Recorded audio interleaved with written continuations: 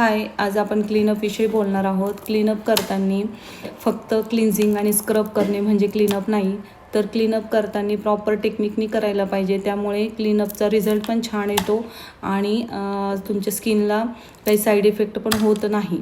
Cleanup म्हणजे बऱ्याचशा ladies माझ्याकडे येतात, त्या मुळात म्हणजे कुठे काहीतरी केलेलं असतं त्यांनी, त्या घाबरतात की आमची स्किन काळी होईल किंवा आमच्या स्किनला पिंपल्स येतील. आणखीन त्या बरेचसे त्यांचे प्रॉब्लेम्स असतात स्किनचे, त्या म्हणजे नकोच म्हणतात क्लीनअप करायला किंवा फेशियलला.